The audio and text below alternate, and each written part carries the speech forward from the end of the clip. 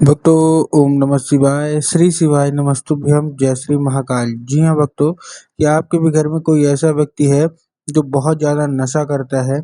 उसके नशे से आप लोग बहुत ज़्यादा परेशान हो कि आखिरकार ये व्यक्ति इतना ज़्यादा नशा क्यों करता है?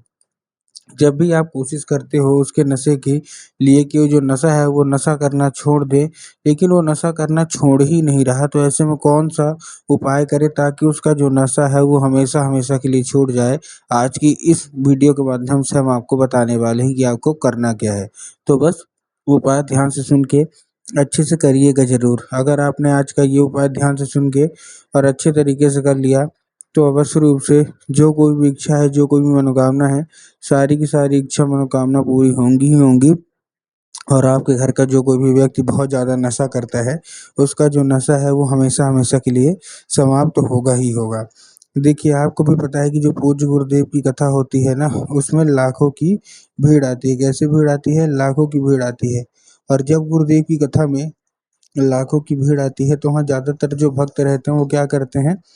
पत्र के द्वारा अपनी मनोकामना गुरुदेव तक पहुँचाते हैं। किसके द्वारा? पत्र के द्वारा। तो अभी गुरुदेव की कथा चल रही थी, आज से 4 से 5 महीना पहले की बात है, गुरुदेव की कथा चल रही थी। और जब गुरुदेव की कथा चल रही थी तो वहाँ ज़्यादातर जो भक्त हैं उन्होंने क्या किया, पत्र के द्वारा अपनी मनोकामना गुरुदेव तक पहुँचाई। अब जब गुरुदेव के पास पत्र पहुँचा और गुरुदेव ने पत्र पढ़ा, तो वहाँ गुरुदेव ने देखा कि ज़्यादातर जो भक्त हैं, उनकी क्या है, केवल और केवल एक ही मनोकामना है। क्या मनोकामना है? कि गुरुदेव, हमारे घर का एक व्यक्ति है, किसी का पति है, किसी का बेटा है, किसी का भाई है, किसी का कोई और, मतलब तरह-तरह के ऐसे लोग थे। वो यही बोल रहे थे गुरुदेव, उसका जो नशा है ना, वो नशा नहीं छोड़ रहे हैं। हम लोग बहुत ज़्यादा परेशान हैं कि जो व्यक्ति है वो नशा करना छोड़ दे, लेकिन कोई न कोई, मतलब वो करते ही हैं नशा, वो नशा छोड़ना चाहते भी हैं, तो भी उनसे नशा नहीं छूट रहा। हम लोगों ने बहुत ज़्यादा प्रयास कर लिया, उनका जो नशा है वो छुड़वाने का, लेकिन फिर भी उसका जो नशा है ना, वो छूटने का नाम ही नहीं ले रहा। कृपया करके कोई उपाय बता दें, ताकि उनका जो नशा है वो हमेशा-हमेशा के लिए छूट जाए। हमने बहुत ज़्यादा उनकी दवाई करवा ली, बहुत ज़्यादा डॉक्टरों को दिखा लिया, बहुत ज़्यादा पैसे खर्च कर लिए, लेकिन फिर भी उनका जो नशा है ना, वो छूटने का नाम ही नहीं ले रहा। कृपया करके कोई उपाय बता दें। अब जब गुरुदेव ने देखा, तब गुरुदेव ने 2 से 3 उपाय बताए और कहा, केवल और केवल ये उपाय कर लेना, तुम्हारे घर का जो कोई भी सदस्य है, जिसका भी नशा नहीं छूट रहा ना, अवश्य रूप से उसका जो नशा है वो छूटेगा ही छूटेगा। अब जब गुरुदेव ने उपाय बताया, तो लोगों ने जा जाके इस उपाय को घर में करना शुरू कर दिया। अब जैसे ही लोगों ने जा जाके इस उपाय को घर में करना शुरू कर दिया, वही लोग गुरुदेव की कथा में मात्र 1 से डेढ़ महीने के बाद वापस आए। अब जब वही लोग गुरुदेव की कथा में वापस आए, तो उन्होंने क्या किया, फिर से एक बार गुरुदेव को पत्र लिखा। लेकिन ये वाला जो पत्र था, ये गुरुदेव को धन्यवाद के रूप में पत्र था कि गुरुदेव, धन्य हो आपका, आपके द्वारा बताया गया उपाय हमने कर लिया है। हमारी सारी की सारी इच्छा, सारी की सारी मनोकामना पूरी हो गई है। आपका कोटि-कोटि धन्यवाद।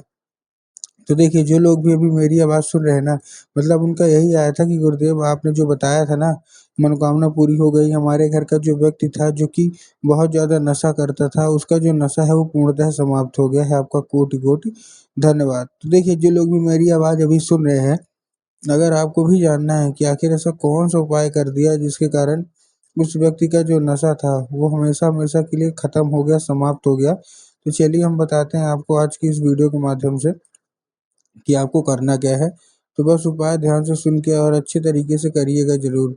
अगर आपने आज का ये उपाय ध्यान से सुन के और अच्छे तरीके से कर लिया, तो अवश्य रूप से जो कोई भी इच्छा मनोकामना है ना आपके अंदर, वो पूरी होनी ही होनी है, ठीक?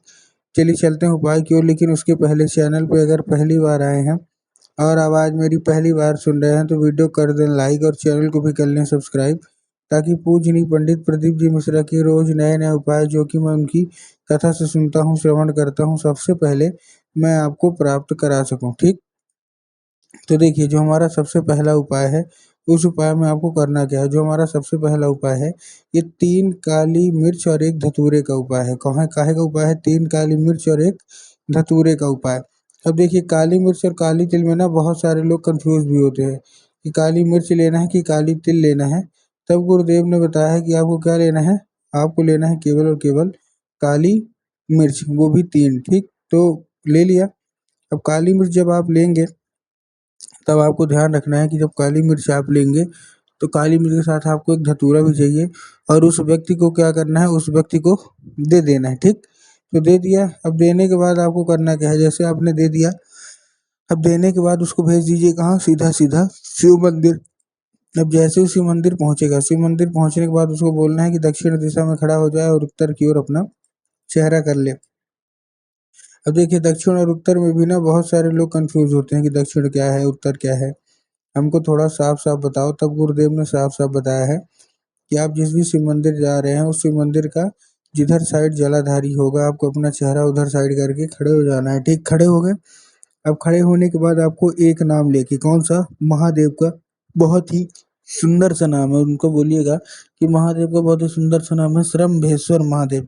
तो क्या करना है, चुपचाप महादेव का नाम लेके, श्रम्भेश्वर महादेव का नाम लेके चुपचाप अर्पित कर दें बस। पूज्य गुरुदेव कहते हैं कि अगर उसने श्रम्भेश्वर महादेव का नाम लेके अर्पित कर दिया तो अवश्य रूप से जो भी इच्छा मनोकामना है ना वो पूरी होगी ही होगी, ठीक। ये था कौन सा, ये था पहला उपाय। अब चलते हैं अपने दूसरे उपाय की ओर। अब देखिए जो दूसरा हमारा उपाय है उस उपाय में आपको करना क्या है, जो हमारा दूसरा उपाय है इस उपाय में आपको लेना क्या है, इस उपाय में आपको केवल और केवल जो लेना है, जितनी भी महिलाएं हैं आपको क्या लेना है, आपको लेना है 1 लोटा जल और 1 लोटा जल के साथ साथ 3 बेलपत्र। फिर से बता रहा हूँ, 1 लोटा जल और 1 लोटा जल के साथ साथ 3 बेलपत्र। हम देखिए जो 1 लोटा जल है, सबसे पहले तो तांबे के लोटे में जल होना चाहिए, सबसे पहली चीज आपको ध्यान रखना है। और तांबे के लोटे में जल होने के साथ साथ आपको और क्या करना है, तांबे के लोटे में जल होने के साथ साथ वो जो जल है वो जल काहे का होना चाहिए, वो आपके घर का होना चाहिए। मतलब बहुत सारे लोग तो गलती ये भी करते हैं कि वो जाते हैं मंदिर, मंदिर परिसर से ही जल भर लेते हैं, जो कि गलत है। तो आपको, ठीक है ना, ये बचा के रखना है, आपको ऐसा नहीं करना, ठीक। आपको ले लिया, अब लेने के बाद आपको क्या करना है, 3 बेलपत्र लेना है। जब आप बेलपत्र लेंगे तब आपको ध्यान रखना है कि जो बेलपत्र है वो कहीं से भी कटा फटा या खंडित नहीं होना चाहिए। बहुत सारे लोग बेलपत्र लेने में यही गलती करते हैं कि बेलपत्र तो ले लिए, एक पत्ती को ही बेलपत्र मान लेते हैं, जो कि पूर्णतः गलत है। आपको एक पत्ती को बेलपत्र नहीं मानना, ठीक। तो आपने बेलपत्र लिया, बेलपत्र लेने के बाद आपको करना क्या है, चुपचाप बेलपत्र लेने के बाद आपको क्या करना है, उसी लोटे में डाल के पहुंच जाना है सीधा सीधा शिव मंदिर, और शिव मंदिर जाते वक्त बाबा को अर्पित करना है और बाबा से उसको औषधि के रूप में मांगना है। अब क्या होगा, अब जब वो जल है वो जब वो जलाधारी से नीचे गिरेगा तो आपको किसी दूसरे पात्र में भर लेना है, ठीक।